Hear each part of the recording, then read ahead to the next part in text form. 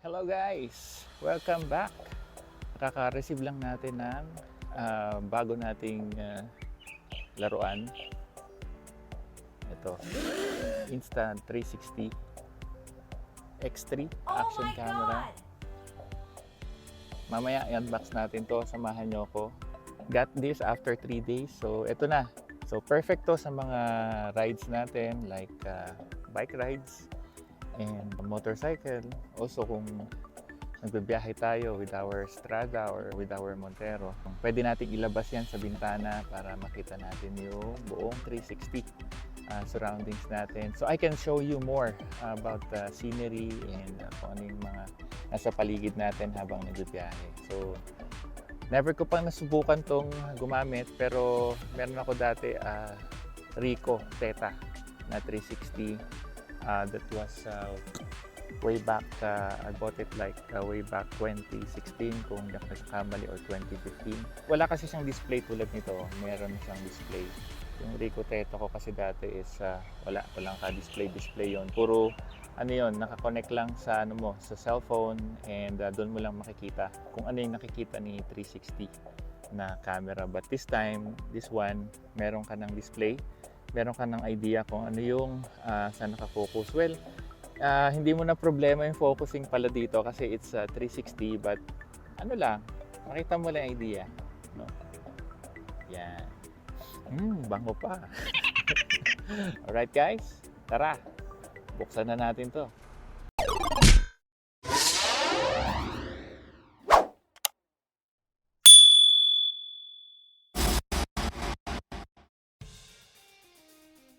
So guys, i-unbox na natin to. Let's go ahead and open this. Yan, kung makikita nyo, sealed na sealed pa. Nabili ko to sa Shopee. Ilalagay ko yung link ng store kung saan ko nabili tong unit na to sa Shopee sa description ng video na to.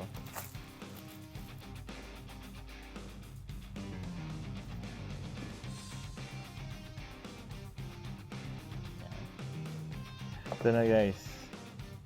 Tanananan! Yun.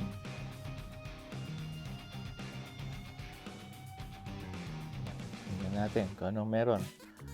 So, ano makita natin is the unit.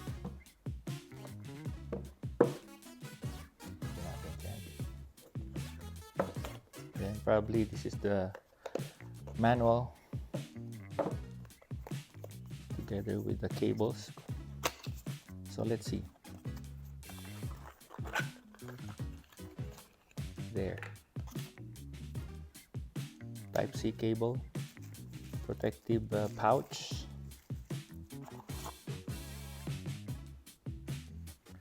quick guide. What is this? Oh, for cleaning the lens. Yung cloth. Yung ano niya eh, pinaka-bag niya to.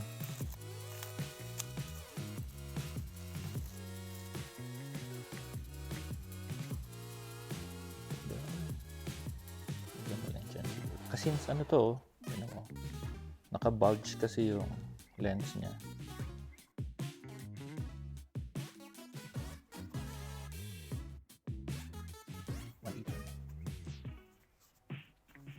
Yun. Protective pouch bag. Mini pouch bag. Oh, yan na yan guys. So, ang laman niya is ito, Type-C cable, cleaning cloth, protective pouch, quick start guide, waterproofing, what to know, reminders yan, safety guidelines, and that's it. You know. Yeah.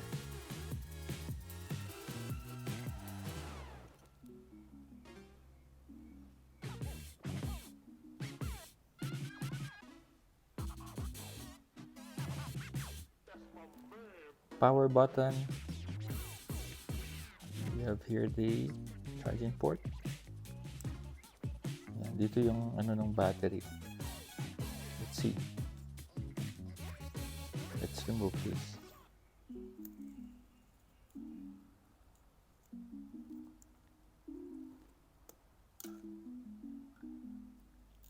And a huge battery.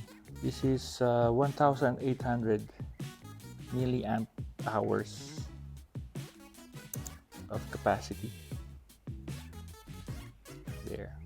What else do we have here?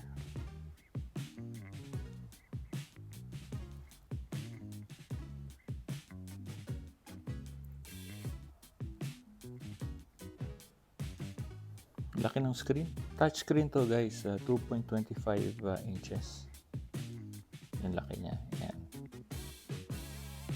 We have the speaker, power button. Ito yung quick menu button. Yan. And this one is the battery. Pakita ko ulit sa inyo. There. Ganyan. Then, gaganan yun siya guys. Para bumukas. Yan. With your fingernails. Yan. Then, magpa-pop yan. Yun. And ito naman yung charging port ng Type-C. Yun. Basta pag nag-orange, ibig sabihin, hindi yan nakalak ng ayos. So, pagka nawala yung orange, meaning secured na siya. Yan. Okay. Yun. Close natin. Ayun o, orange. Then, pagka pinindot mo siya ng husto, lalak siya. Ito ang iingatan natin.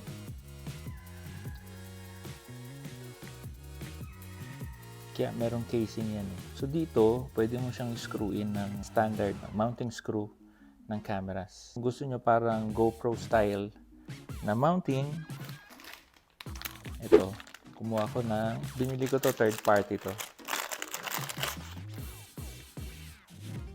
Yan pa lang natin lalagay ito guys. So bear with me kung naliligaw-ligaw pa tayo ng konti dito.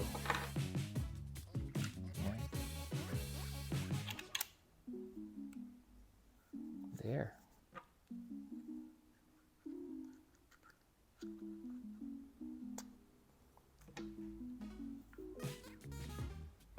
Perfect to guys pagka nagra-ride tayo ng bicycle, motorcycle, even cars. Lagay lang natin sa labas ng ng sasakyan, makikita natin 360 view natin. Sakto naman lahat ng butas niya. Ayan. There. So, pwede nating ilagay na dito yung sa GoPro natin. Tanggalin natin yan. We can put in a selfie pad. Yan. And then, pwede rin siyang screw in.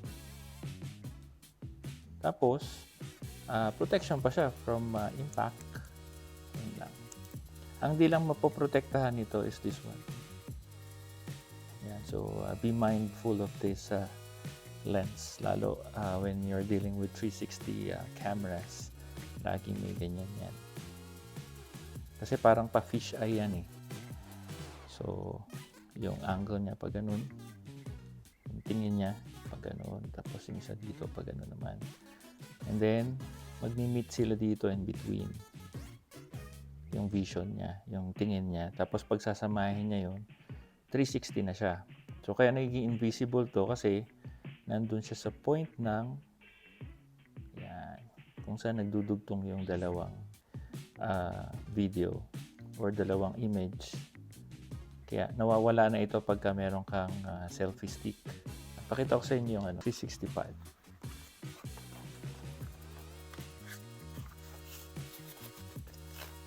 Ayan.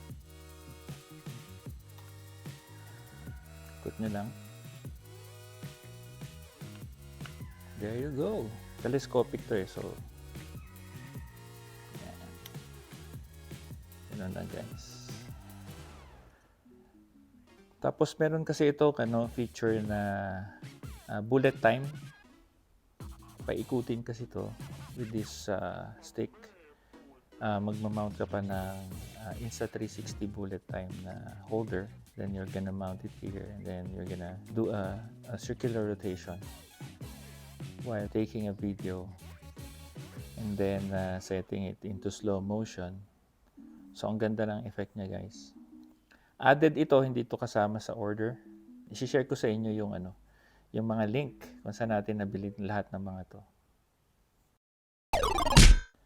So guys, ito yung sinasabi ko, kung meron na kayong selfie pad, aside from the Insta360 telescopic pod that I've shown you, meron din kasi ako nito, kasi meron tong tripod. This is a Telesin brand. Ayan. Pwede nyo ikabit din, since parang GoPro lang siya.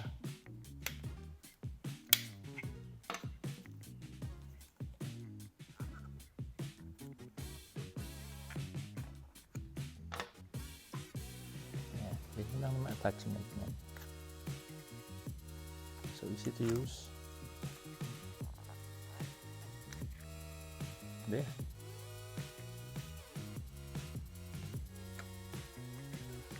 Telesin.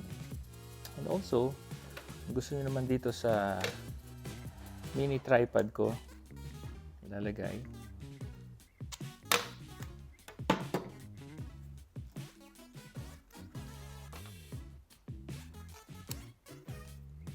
Notice, meron akong holder ng phone holder, to mini tripod. Can remove this. Kaya sabi sa inyo guys, ano to standard yung mounting screw for the camera. Yung, ganyan lang yan.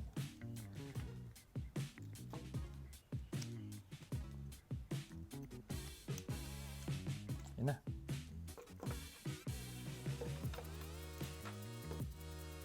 Here.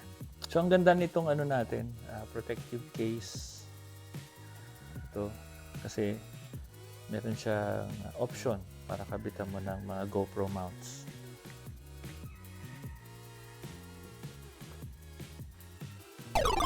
Let's try to charge our unit. So, first time lang to. Again. Tap lang natin yan. There. Type-C. And then, charge natin sa power bank natin. Natin kung ano yung i-display niya pagka nagka-charge. There. Yan.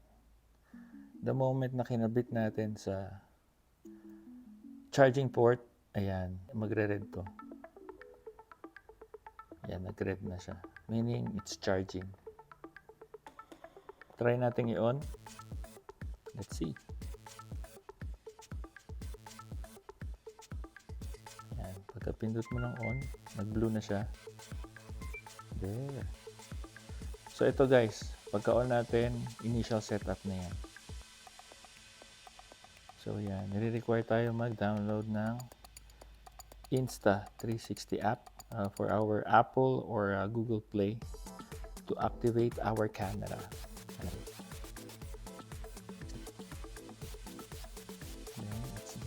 Then, it's currently downloading. Before anything else, lagyan natin itong memory card. So, the question is, saan ba natin ilalagay itong memory card natin? There. Saan natin ilalagay yung memory card? Dito yan.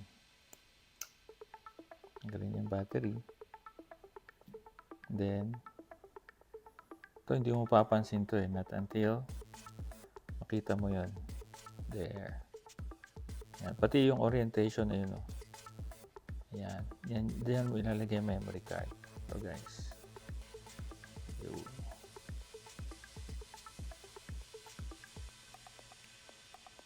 There. Insert mo lang. Yun. Magkiklik yun pagka in-insert mo. Yan tulad yan. Click mo ulit. Magpa-pop yung memory and then yan. Tulak mo lang. Yun. Meaning, nandiyan na. Nandiyan na yung memory natin. Then, let's return the battery. Walang orange, meaning sealed na yan. Balik ulit natin sa charging state.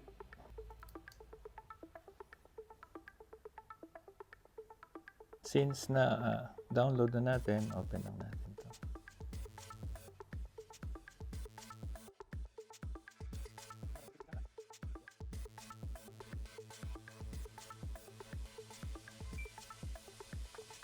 Connect.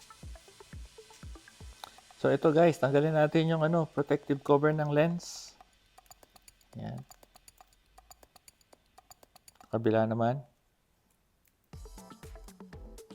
Yun. Makikita niyo kumo-connect na siya.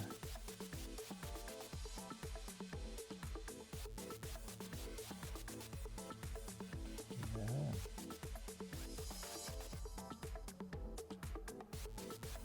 Okay, no? Medyo warm siya, no? Habang nag-charge. So, meron pala siyang ilaw dito. Sa likod, meron din. Probably, pag nagre-record yan, may ilaw yan both para makita mo kung nagre-record na nagbi-blink. But we'll see. So, ito yung initial. Nag-initial setup tayo. We signed up.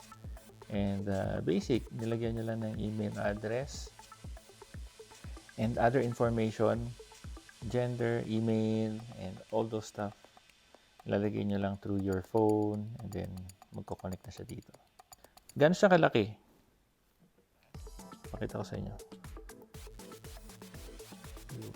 Ano ba to? iPhone XR. Maliit lang. Hindi siya ganun kalaki.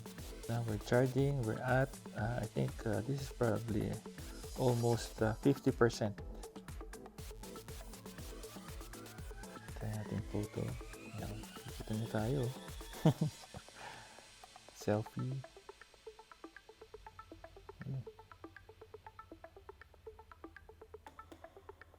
Yung delay kasi merong image stabilization to, so kahit magalaw yung yung sa motor o yan, may delay, no? Stable yan pagka tumatakbo ka na. Yan. Alright guys, so I hope nagustuhan nyo itong unboxing natin and introduction of this camera. Hanggang dito na lang guys. If you like the video and you're new to my channel, please don't forget to hit that subscribe button and notification bell as well to get updates on the new videos that I'll be posting. And also, like and share. Alright. Bye guys.